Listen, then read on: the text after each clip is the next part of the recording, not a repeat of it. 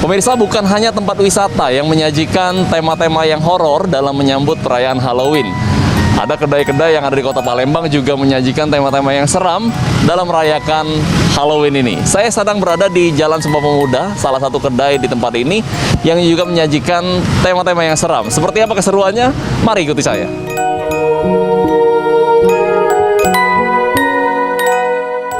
Seram tapi bikin penasaran, gimana enggak? Segala jenis hantu mulai dari pocong hingga kuntilanak hadir menyambut para pengunjung. Tapi tenang, ini bukan hantu sungguhan, hanya saja sekedar seru-seruan. Kedai di Jalan Sumpah Pemuda Palembang ini disulap menjadi The Haunted House atau rumah hantu.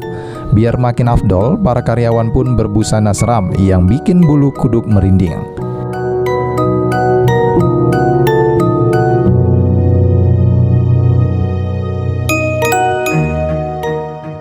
Sekarang saya sudah bersama dengan Pak Gio selaku Marketing Communication The Hungry Burger. Halo Pak Gio, apa kabar?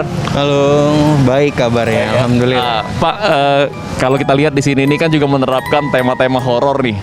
Idenya seperti apa, konsepnya seperti apa nih? Boleh disampaikan ke pemirsa?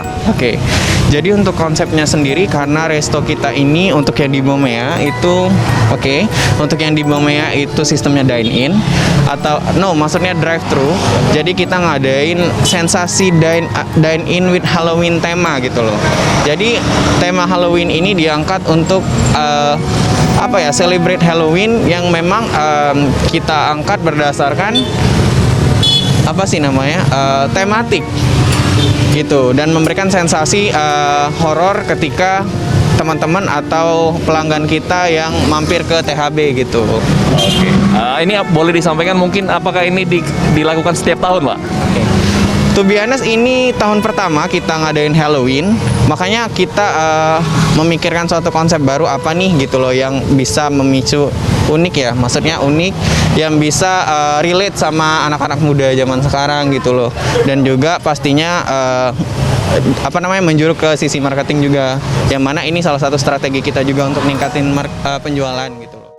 Menurut saya sangat kreatif sekali ya, mana di kala pandemi ini, dan juga